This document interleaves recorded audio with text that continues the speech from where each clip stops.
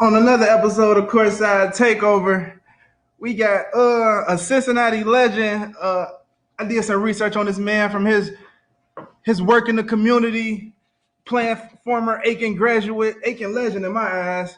We got Coach P Mac. What's going on, man? What's going on, baby? I appreciate you having me on. How you feeling, Coach? I'm feeling good. I can't complain, man. Yes, sir, Diz. I appreciate it, man. No doubt, man. No doubt. I appreciate you for joining me, man. It's one of the interviews I really wanted, man. When I first decided to do this podcast thing, I'm like, hey, look, I need Coach P and Lil P, man. Like this one that I need, man. But how you and the family been through the COVID? How y'all been holding up? Man, we've been blessed, man. Just trying to help out, still do our part in the community while staying social distancing, and just doing our part, man. But we've been blessed, man. We've been healthy.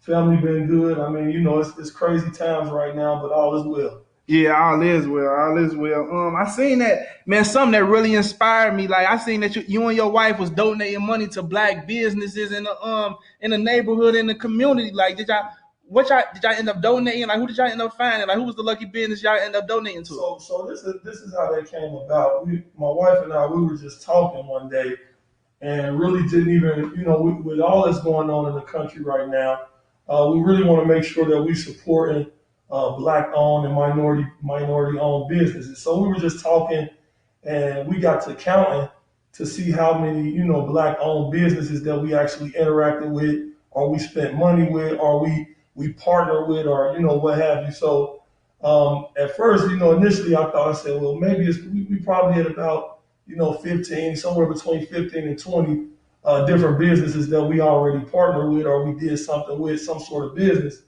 And as we got to counting, we got up in the 40s. And so, when we looked at it and we wanted to post it, we get great service, and we had been having a great success and a great time dealing with black-owned businesses. So we wanted to make sure that everybody knew and push everybody to inspire everybody to spend and donate, interact, patronize and do all those things with black-owned businesses. Yeah, that really is. What do Black Lives Matter mean to you? If you was to hear Black Lives Matter, what the first thing to come to your mind? Our youth. That would be the first thing that comes to my mind, because I mean, my wife and I, we're so passionate about everything we do, our interactions with the youth, caring for the youth, building the youth up, trying to inspire the next generation. So when you say Black Lives Matter, to me, that means it's our youth. And I've been overly encouraged about what we've been seeing behind our youth, all of the positive things that we've been seeing in these times that we're going through with the interaction with the police throughout the country, but throughout the United States. I've been encouraged to see some of the things, the positive things that our youth have been putting together on their platform, whether it's with the NBA players, whether it's with some of the rappers that's stepping up to say stuff, some of the R&B singers, all over the country, even locally. Like some a young man who was one of my young mentees when I worked at Aiken High School back, 12, 13, 14 years ago, is one of the popular DJs in the city and state now. He put together a peaceful march, DJ HD. Okay. He put together a peaceful march a short while back. So just seeing what our youth is doing now and how they're standing up and fighting for our rights and things of that nature has been very encouraging and inspiring. Yeah, it really has been. It really has been. I seen you post a little baby video on Facebook. That was a powerful video. I think that video sent a strong message. Like, that was big for the youth, because I remember back then, like maybe 10, 15 years ago, it's like the rappers was not scared to stand up, but they were scared because it could take away from their money, their value. But I think like what LeBron doing, what Chris Paul doing, what some of these rappers doing, I think they know that the black dollar is massive now. So I think that's big for our youth. Like, that's really big. Anytime you see youth or anyone, people that's willing to sacrifice something, especially financially. They're willing to sacrifice some sort of finances, or be looked at in a negative way financially, and their impact on financially. When they're willing to sacrifice that to stand up for what they believe, it's always powerful. Yeah. So that little baby, I'm not familiar with all of his music. I know the kids, a lot of the kids, our students, yeah, they love my son, they love him. They love him, yeah. Say he's the hottest thing going. So I'm like, okay, well, let me let me take a closer look at it. Let me listen to some of the music. And of course, me, I'm only 40 years old, and we listen to all different types of music when we was younger. So you never really stereotype or judge the kids by the music they listen to. So many times adults try to put this stereotype and put this negative image on our youth because of the music they listen to. But we listened to it as well when we were younger. Exactly. I turned out fine. Many of my friends and family as my age, they all turned out fine. So it's not necessarily the music, but Lil Baby, I mean, he put that song out, and I would listen to the lyrics, and man, it really hit me. It was like it touched me, like, man, our youth doing their thing. Yeah, it really is. So you say 12, 13 years ago. Now I want to read you something. Do this sound familiar? 42, 32, 8, 8, 6, and 5. It's a little. That sounded a little off, but it's close. Close. That's So it was 42 points, 32 rebounds. I think it was 8 blocks and 8 steals. Yeah, man, what would you like? Do you remember that game? Man, that game was crazy. I could never forget that game. That game was crazy. And the irony of it all is the game was against Woodward. That's crazy. Right. Yeah. So the game was against Woodward my senior year on homecoming night. Ooh. Okay. The homecoming dance was the next day, which at the time it was 1999. 1999. Okay. So about what, 21 years ago. Yeah. I won homecoming king. The night after, and the night of the game.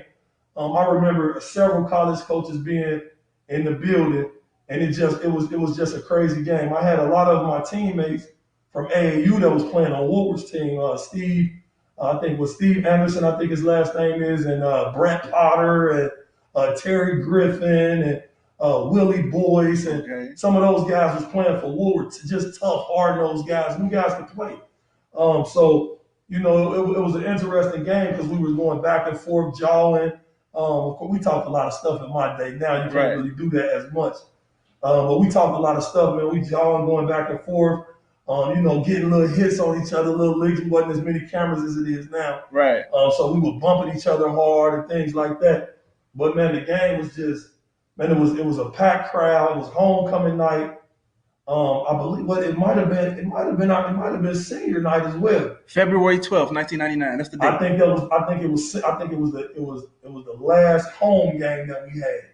Might have been the last home game that we had. If not, it was either the last one or the second to last. So it was a lot of memories in that one game.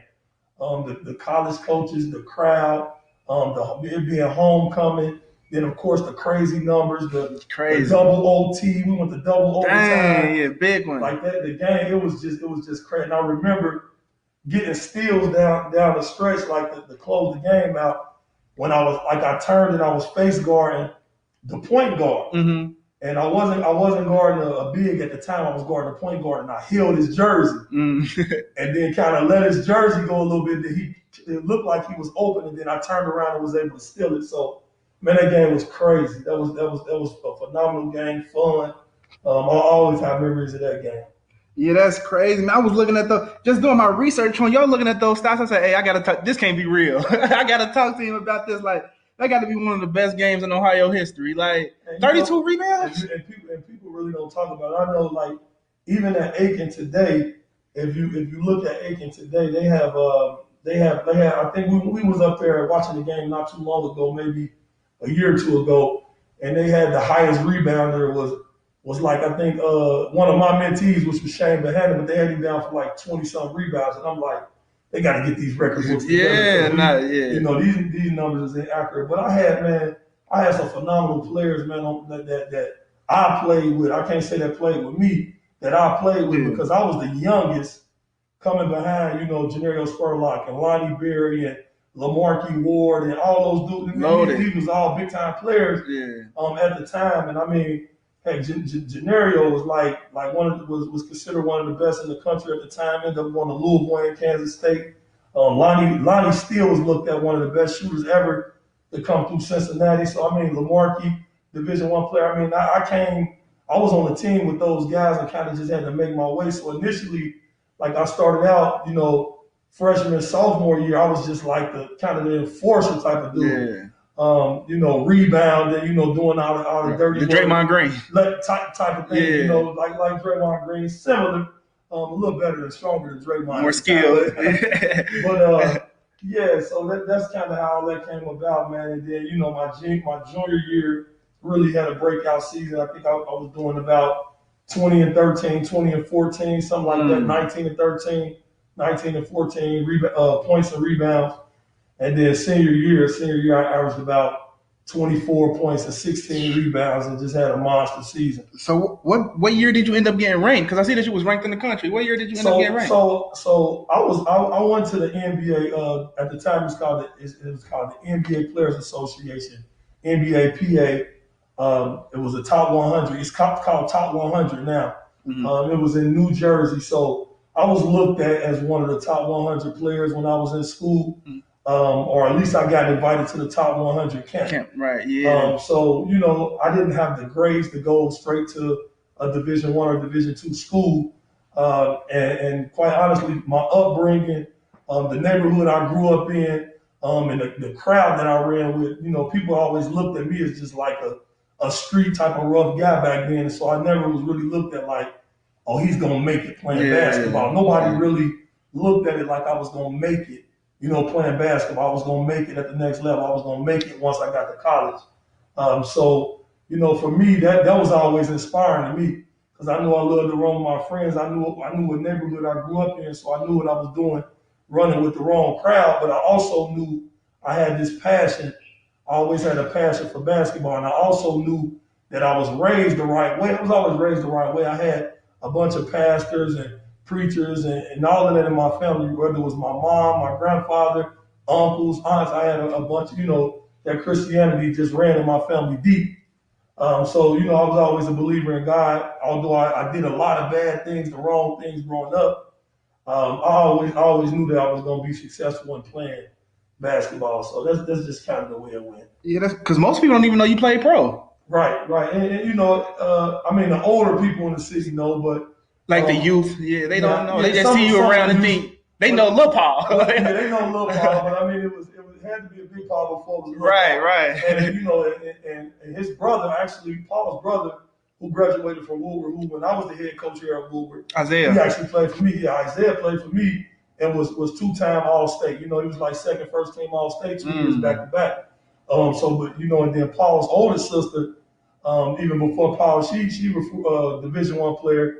Received a full ride scholarship to Bucknell University. Okay. So it was kind of it's kind of running the family. A tree became before Paul, and he got the best end of it because Lil P as they call him, or as I call him, everybody calls him like 4 p.m. and P now. But it was people that came before him that actually led up to him being the player that he is. They say the youngest person usually get it the best. Yes, So he's seen all the struggles of Isaiah and Shiera, and he's seen me, playing and running camps and coaching teams, and so had all those experiences, to become like the player that he is today. Yeah, because I had Darrell on the pod the other day. He said something. He says like we've been hearing Pete names since he was like 1 year old. That's crazy. It's like I've been hearing about Lil Paul before I even know who he was. He was like in the third grade. He's been running with like high schoolers. Like it's crazy. So it's like he's been a household name in the city for so long. So it's like this Paul McMillan kid is like so explosive, score out at any level. How is it coaching him? Like just training, knowing you got this nationally ranked son. He got offers from probably every school you could think of. Like how is it coaching a ton of the son of this level? Good kids, man. When you get good kids and you can work with good kids, and I say that very modestly, like because we've been blessed. My wife and I have been extremely blessed to have good kids. And what I mean good kids is like that typically make the right decisions. Yeah. So Paul is a really good student athlete, which his sisters and brothers was also. So coaching him, man, it's like dealing with like this smart kid. Like you can't come at him with the wrong thing because he gonna come back at you with it. So it's like if you teaching him something that's not right or don't make sense, like you got to be ready to explain it. Yeah, because if you don't explain it, you can't show him why this works. He's a point guard. He's a 4.0 student. Like his brain is going 100 miles an hour. Like, okay, you just said this, but that's not what's happening. That don't make sense. Like, can you show me how that works? Yeah, I got to see it. So it's a challenge. You got to make sure, when you're coaching point guards or you coaching smart kids, like intelligent, high IQ kids, you got to make sure that you come with the right information, or they may challenge you on it. And it's tough for some coaches to deal with that. But I embrace it. I embrace the challenge of working with him. I mean, I've been coaching basketball for a long time, and training and things of that nature. But I embrace it. Yeah, where did you get your coaching start? Like, cause I know you coached at. I remember seeing you in Northwest. Then I remember you at Woodward. But where did that start? Where did Coach Paul? You came back. You came back from playing pro. Where did you get that coaching upstart? So honestly, I was coaching. A lot of people didn't know it. I was coaching before I even started playing pro ball. I started coaching basketball back when I was in probably my junior year, maybe at Loyola University when I was in Division One. When I played Division One basketball, I was married. I had 4 kids already in college. So I had to be a student, an athlete, husband, father. And then I was coaching my daughter's basketball team. While I was in Division One. So I've been coaching basketball, and that was back in. See, I graduated college in 04, so I had to start coaching like when I would come home in the summer, I would pop in and out of Queen City Profits with Ozzy and them. I would pop in and out of their practices. So I mean, I've been coaching probably, take it back. The year before I went to Division One at Miami University Middletown, I was an assistant coach there, so I had to sit out a year and get my grades up. And Eric Thomas gave me the job, like a player development job. So I was still playing before I moved on to Division One, and I was, doing some weight training with the team and stuff like that. So I've been coaching a long time, back before, almost back in like 2000, 2001. As a player, I was still coaching. Dang, yeah, that's big. That's big. So sorry about that, but. What would you? So you say you coaching P right now, and being that the route that you took coming out of Aiken, what would you do different? Like, what can you tell P not to do? What would you do different? So if he's already went a totally different route than me. I think I got on honor roll one time, one quarter in the second grade. So he's already in high school, and he hasn't not been on honor roll any quarters. Yeah, that's big. So he's been on honor roll, I think, all the middle school, all the high school. Mm-hmm. I was on honor roll once. So the thing I would tell Paul and younger players is jump on it early. And this is the conversation that I have when I go to recruit kids to come to different schools, not for athletics, but part of my job in working for Cincinnati Public Schools as a school community coordinator, I did school recruitment for kids to come into the district or kids to come into certain schools, career tech in particular, at Woodward High School. And one of the biggest things I always tell the kids when I'm trying to get them to go to a school, and these are typically 6th, 7th, and 8th graders that we're talking to, and my message is to make sure that you take care of stuff early. Yeah. Not as a 9th grader, you do not want to fall behind as a 9th grader because the national statistics, especially dealing with our kids, African American males, African American females, African American males are much more likely never to graduate if they fall off and fail that 9th grade year. I think the percentage is like 67%, 60-70% of African American males that don't graduate, that is not promoted from the 9th grade to the 10th grade the first time, they end up not graduating from high school. So, my message is always make sure that you take care of the 9th grade year. Because if you do good your 9th grade year, chances are you're going to be fine.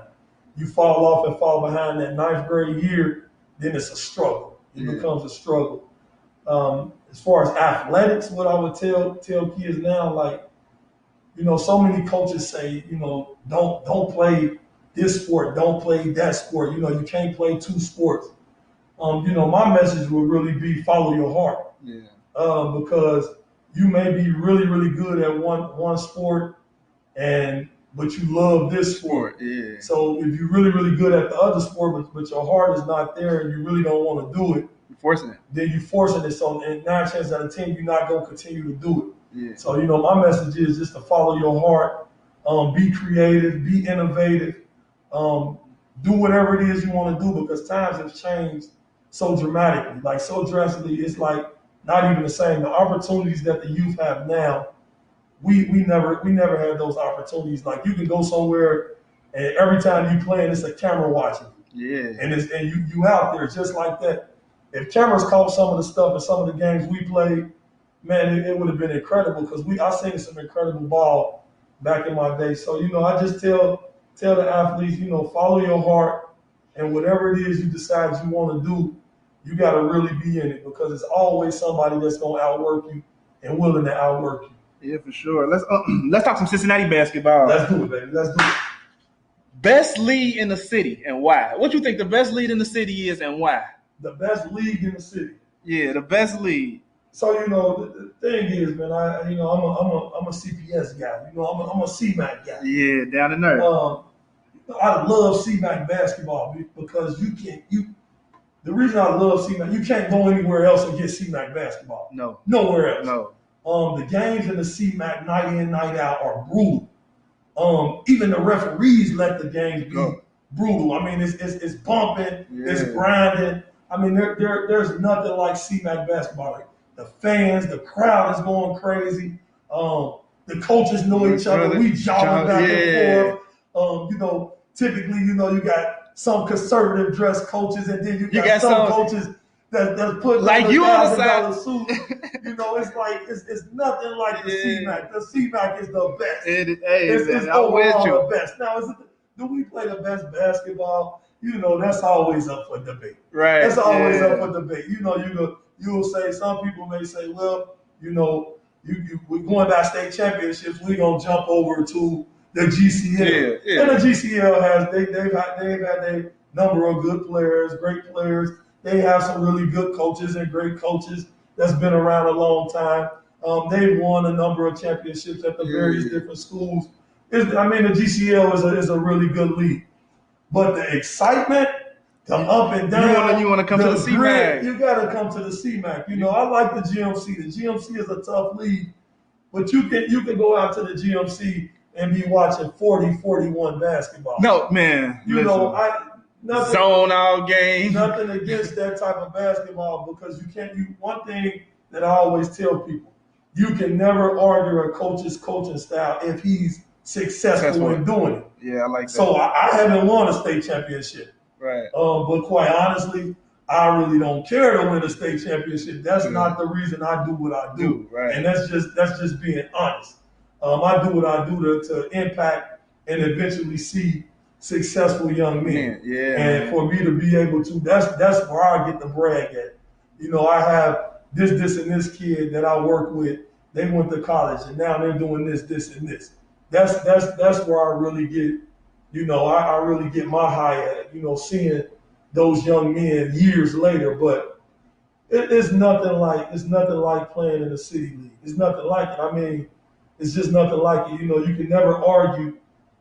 If a coach is successful in the way that they do things, people say they hate zone, but then you look at, Jim Boeheim, he won a national championship. He's been successful, one of the most successful coaches ever to coach, playing zone. Right. Then you look at Coach K. Coach K mixes it up. Sometimes he plays zone, but a lot of times he played man-to-man over his course of his career.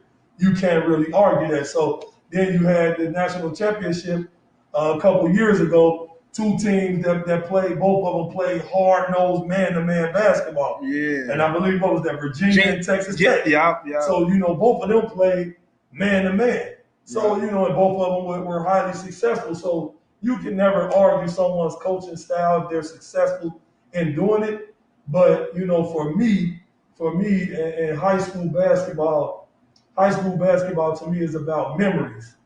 And I have a lot of fond memories of playing basketball at Aiken High School. I would never want to change the way the games. Like, And then there was so many battles when I was in school. Yeah. Now the battles are good, but you got to think, back when we were in school, every single team in the CMAC, they had 2, 3, 4, 5, some teams 5 or 6 guys that were going to college to play basketball.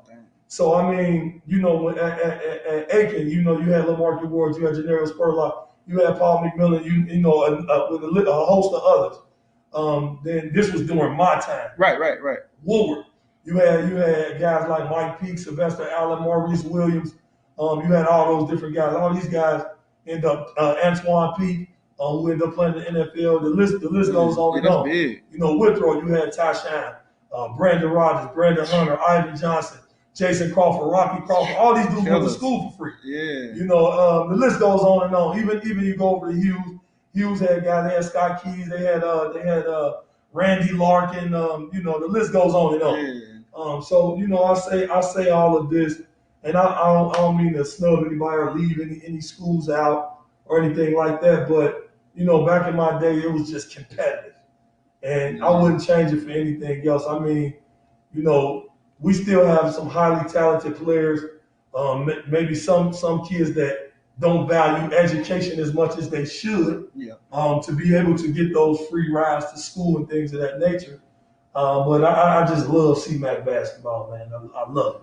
Yeah, something stuck with me with what you just said, man. You say I don't coach the game for state titles. I coach the game for the kids, just to see the growth, to see how they turn out, to get them to college. I think that means a lot because most coaches, they coach for the kids, but most coaches just wake up every day hungry for a state championship. Like, I think it's bigger than that. Like you just said, man, it's about the kids. Like, and some coaches say it's about the kids, but at the end of the day, have an ulterior motive, man. That just meant a lot by you just saying that. Okay.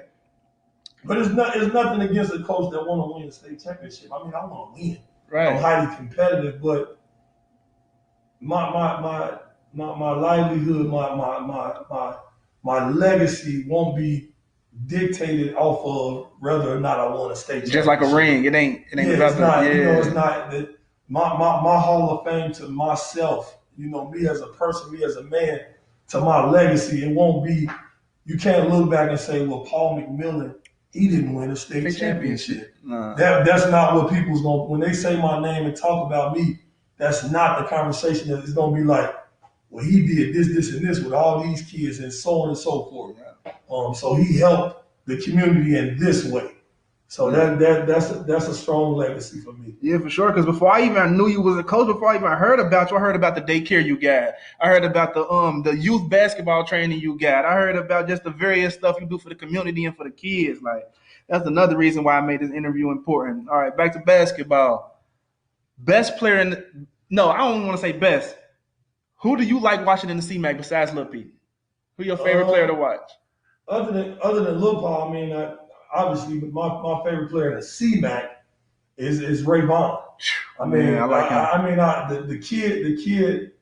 I put it like this, man. When you get kids like, when you get the better kids, and when I say better, I mean Paul and Ray Vaughn are probably the two highest ranked kids in the city in this city. Yeah. For the state and the country. I would say probably the state, yeah. So for the state and the country, Ray Vaughn probably is number one in his position and looked at as top 20, top 25 in the country.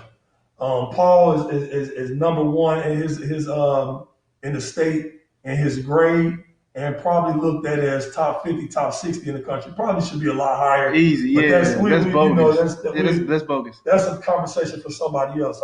We won't have that conversation, or we will at some point if you ask the questions. But it's coming. Ray Vaughn, man, the kid plays with so much passion. He trains and works so hard. Like, you can't take anything away from a kid like that. I listen to and I call them clowns. I listen to clowns, but he can't do this. But he can't do that, man. The kid 15. Yeah. With an extreme motor. Like, he plays so hard. Sky's the limit, man. So that's the kid I love to watch. And then, after Ray Vaughn, I just love the guards in our league. I love watching Jakota Stone, and I love, him and Paul matching up. It's a tough league. I love when grown man and Marco and those guys was in the I league. love watching them. Yeah, I coached Cameron McKenzie. He played him and Paul played the same team. Mm-hmm. I coached Robbie Cass. All these kids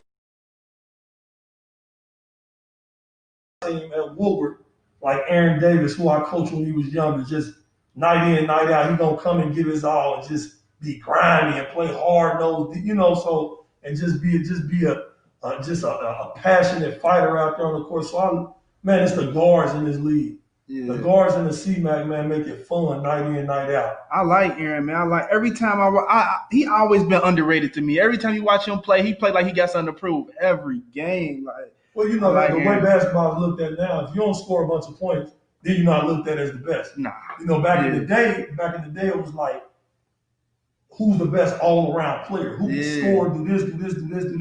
Now, the college is the first person they're looking at is the person that put that ball in the bucket. Yeah. Then everybody else comes later because now it's looked at, if you can score the ball and put the ball in the basket, like I could teach you to do everything else. Yeah, I think so. But the scoring part of it, if you can't put the ball in the bucket, like everybody looking at, or most of the teams is looking at, high numbers, knocking down those threes, getting out in transition. So it's more teams that's looking at that from a basketball standpoint at the college level than it is teams that's looking at, being able to kind of slow down and play a little slower half court style of game, but they have a shot clock as well. So it's a little different. For sure. Most underrated player in the CMAC. Who you think don't get no recognition, but like they ready to pop? Don't get enough recognition, but that's ready to pop. Man, I would have to say, and he does get some recognition, but I think he has the potential with hard work and to continuously get better. I think Abubakar, the kid at Western Hills. Ooh, he nice. I like him. The kid at Western Hills. I think he has a really good upside. I don't think he's been kind of had the exposure that he probably, if he had more exposure. Yeah. Paul Rayvon has been on the national scene. Yeah. So their talents has been able to be seen on the national level. Yeah. For years Paul played up. Even last year, the last AAU season he had last year as a freshman, he played 17 youth. So he played at the highest level on the Adidas circuit. So, but a kid like Abubakar, big, strong. He's a little development away from being really, really good. Yeah, he really nice, man. Big, strong, tall. He got a D1 body already. It seemed like. Yep. He came and played some open gym with us a couple weeks ago, and he really had a nice build, nice body. So yeah. So what made you hold P back from playing middle school? Like why didn't he play middle school ball? Man, that middle school basketball, and there's no disrespect to none of the coaches, even players or parents. I mean, it was just a decision. My oldest daughter, she played 2 years of middle school basketball. It was good for her because she had the ball in her hand. My youngest daughter, which is 13 right now, she started point guard after joining the team this year. She started point guard after not playing basketball since she was 4 years old. Isaiah played 1 year. He played his 7th grade year, and then his 8th grade year, he didn't play middle school basketball because of the same reason. So when we looked at Pete and him playing, it was a joint decision. Paul, at first, he wanted to play. Like, I want to play. So that summer, we were on the Nike circuit. I was the head coach of the All Ohio team that Paul played on, and we went to the Peach Jam. So we went down to the Peach Jam. This was him going into 7th grade or him going into 8th grade, whichever the case may be. I think it was either the year after I held him out after the 7th grade year. Yeah, it was because he had a feeling like he wanted to play his 8th grade year, and he had always been playing up.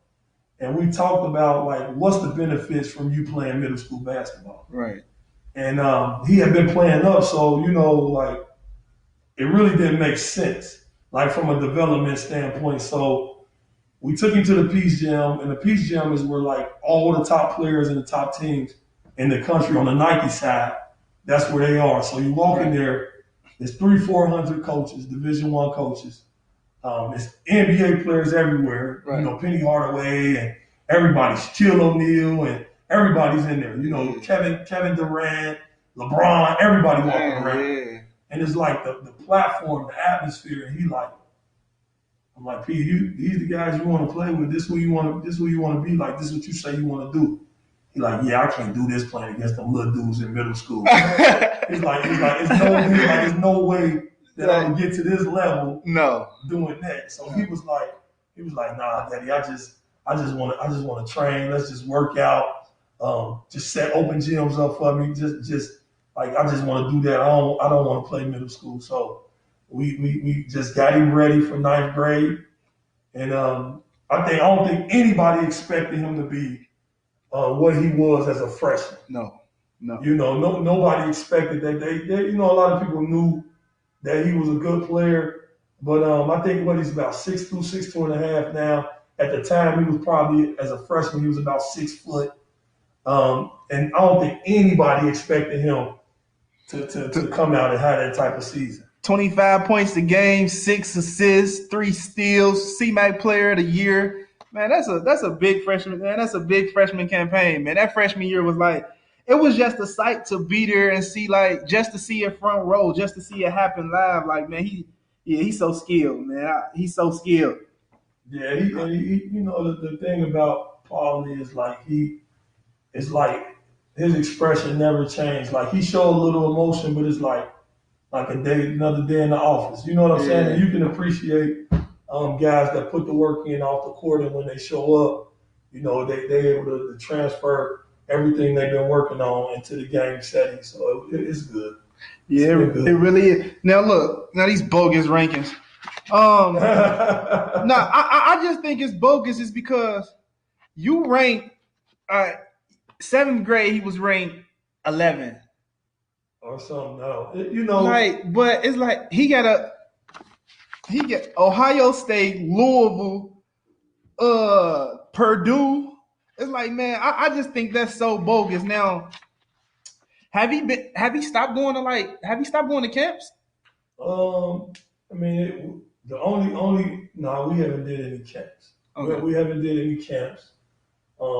We took a different route, and I really looked at learn from experience and doing all that stuff with my other kids.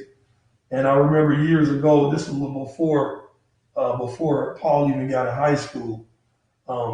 My daughter was playing basketball at Colerain High School, and her head coach was Coach Chris Mack. That was his wife. That's his wife. That was my daughter's head coach when she was in high school. I remember just sitting in the gym. And at the time, Coach Mack was the coach at Xavier. And I remember him saying, like, his words was, no matter what, don't do me a favor. Don't, as far as Paul go, over these next few years, and as you continue to work with him and develop, he was like, don't get caught up in none of that ranking stuff. He was like, don't look at that stuff. He said, just make sure every day when you all in the gym, and Paul had to be 5th grade, then 4th grade. I mean, he was young. Yeah. He was like, just make sure every day that you get and he was talking about both of my boys. He was like, just make sure every day that you get them in the gym that they get better. Don't get caught up in that ranking stuff. And, you know, that always stuck with me. Paul could care less. Yeah. You know, the biggest thing for Paul that he wanted the opportunity to do that rankings could potentially help you do is just have a chance to play with Team USA.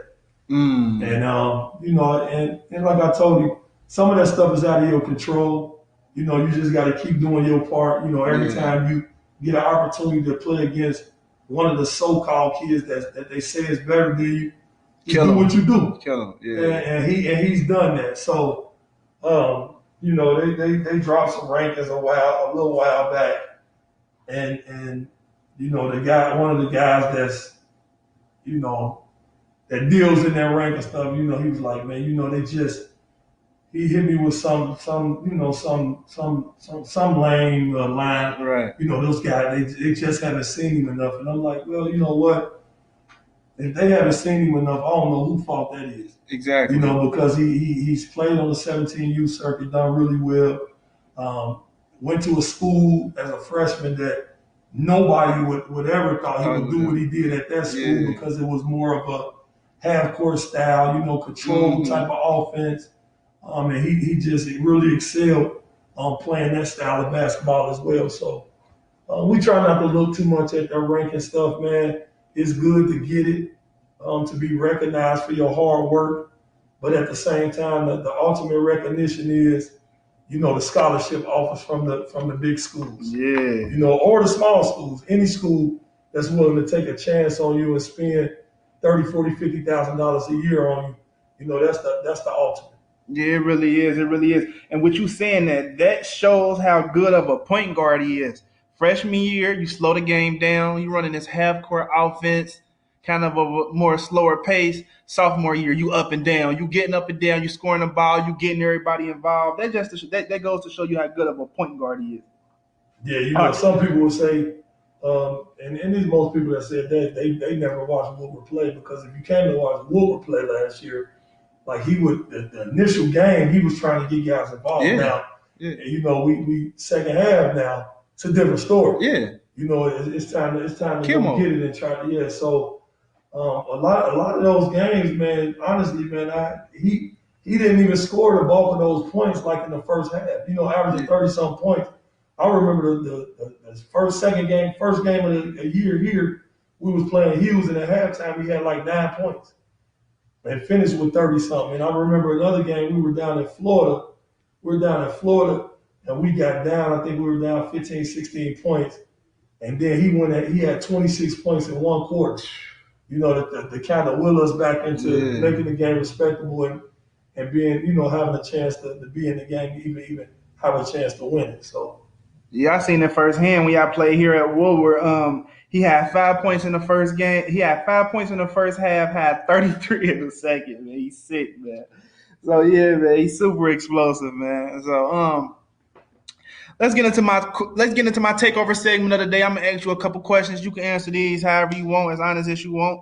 We're gonna start off with the first question. If you could narrow your principles down into 3 words, what would they be? whew, God, family, and serve. Good question. That would be, we always put God first. Nothing more important than family but God and my livelihood, and I was born. I know what God put me on earth for. My whole purpose for being here on earth is to serve. To help.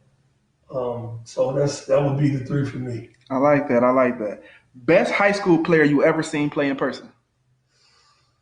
Ooh, best high school player I ever seen play in person. Oh man, I done seen some players.